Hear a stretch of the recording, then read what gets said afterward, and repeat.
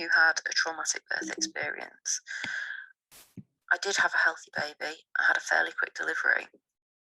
But the aspect of my daughter's birth that really haunts me is how the so-called professionals took over my body and my experience without any regard to my wishes and my feelings.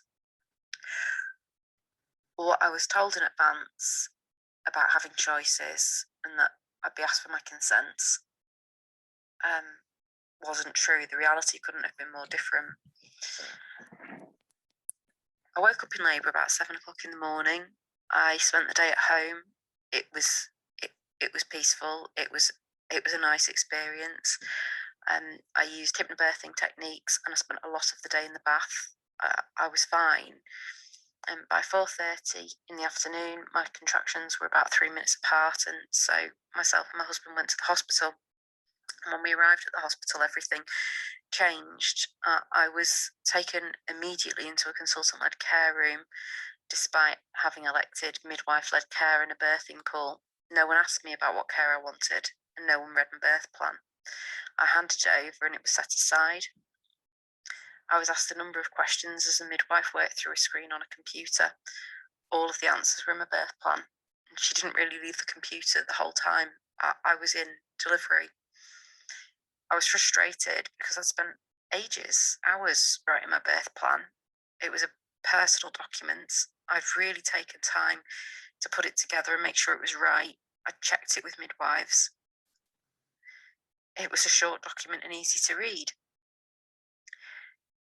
All of that effort was for nothing. And I very quickly realised I'd made a mistake in coming to the hospital. But there was nothing I could do about that. I felt like the birth of my child was just something, a part of a production line. I felt like I was just a number. I was told that a continuous monitoring device needed to be put on me. I said no, I wasn't having continuous monitoring. I explained that I'd checked that was okay in advance. I was told it was policy, and my refusal just wasn't accepted. And the midwives just kept going on about it, and they were effectively trying to negotiate with me. Eventually, they said that I needed to have it on for 30 minutes, and then they would let me go into the birthing pool. At this time, I was still in the consultant-led care room. No checks had been performed on me. I hadn't been offered any pain relief, and my contractions were getting closer together. I knew that I was going to have my baby very soon, but nobody else was bothered about that. There was no sense of urgency. We were just working through these stages on a computer. The midwives simply wouldn't move past the continuous monitoring question until I agreed to do what they wanted, and I wasn't offered handheld monitoring. I found this really, really frustrating, and I was in disbelief that I was basically not allowed to say no. Before I gave birth, I thought consent meant I had a choice of yes or no, and it wasn't that. It was consent meant say yes or we talk about it some more. The conversation couldn't end because I was giving the wrong answer. And meanwhile, there was my baby waiting, wondering where I'd gone because I wasn't talking to her or rubbing my stomach. I wasn't breathing calmly anymore. She'd have heard me arguing and sensed me getting confused and frustrated and scared, and it would have been distressing for her too. Eventually, I agreed to the continuous monitoring for the 30 minutes, basically because I thought 30 minutes would be less time than it would take to stop the argument and get them to move on. And that was my priority. I just wanted to be able to stop talking, focus on my breathing again, and focus on my baby like I had been at home. Agreeing to what they wanted was the only way forward. I now know that at this point I was actually transitioning in my labour. My body, my wishes at this stage of my labour were completely irrelevant. I really was just a number.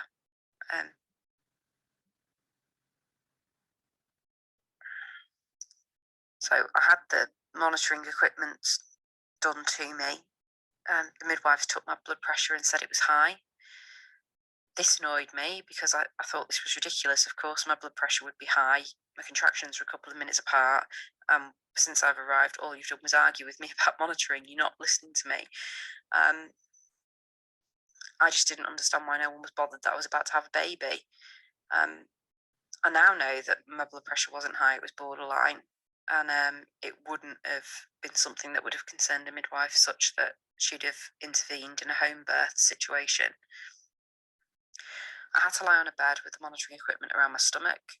This was the least comfortable position I'd been in all day. I wanted to get up, but I wasn't allowed to. The midwives were complaining to each other that they were losing contact with the monitor, and they were physically pushing the monitor into my stomach.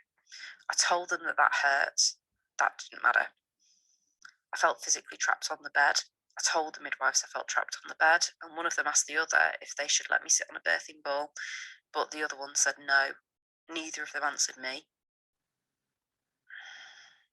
I felt really violated, and I felt completely trapped and abused. The monitoring equipment was on me for 40 minutes, and then I was told that they needed to monitor the baby on her head because they couldn't get an accurate reading. I knew that the conversation was only going one way, and I reluctantly agreed to that, but I wasn't told that it meant that my waters would be broken until afterwards. And I wasn't told that it meant that it wasn't possible for me to go into a birthing pool until after I'd agreed.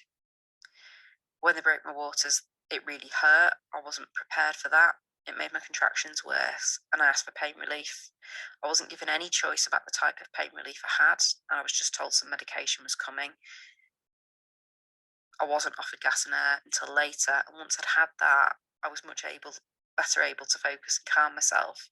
I don't know why I couldn't have been having that all along. When I had the gas and air, I started to ignore the midwives completely and focus on the baby again.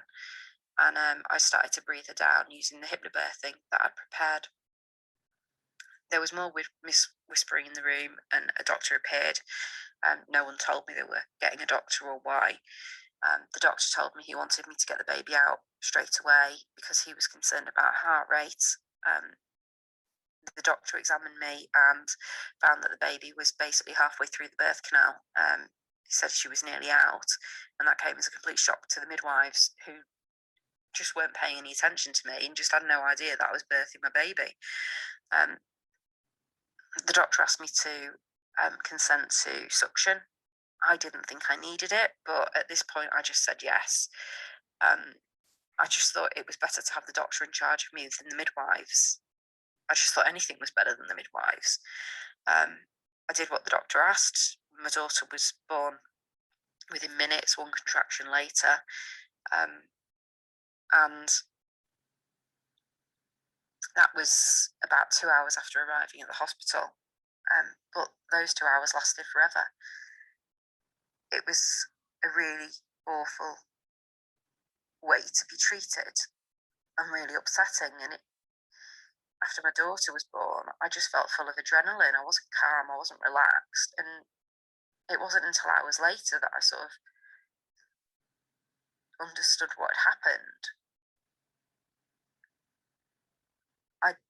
It went from being something that I was doing myself with the support of my husband, with my baby at home and going to the hospital, to it being something that was done to me, that stopped me focusing on my baby, that made me feel irrelevant, that made me feel violated. And it just all felt so unnecessary because I was okay. And